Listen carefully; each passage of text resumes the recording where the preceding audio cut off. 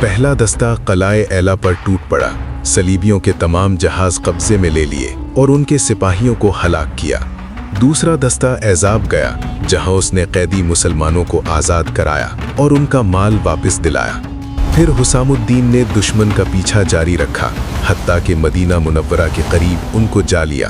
سب کو گرفتار کر لیا سوائے شاتلیون کے جو بھاگ نکلا۔ وہ تمام قیدیوں کو بیڑیوں میں جکڑ کر مصر واپس لائے۔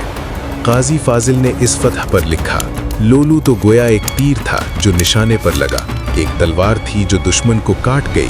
اس نے خشکی اور سمندر دونوں میدانوں میں کامیابی حاصل کی۔ صلاح الدین ایوبی نے صلیبی قیدیوں کو سخت سزا دی تاکہ کوئی دوبارہ حرمین شریفین پر حملے کا ارادہ نہ کرے۔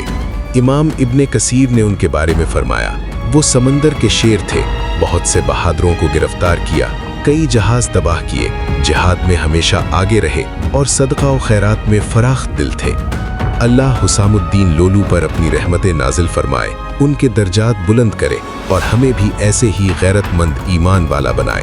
اگر آپ بھی اپنی امت کے ان بھولے ہوئے ہیروز پر فخر کرتے ہیں تو ان کی تاریخ دوسروں تک بھی پہنچائیں۔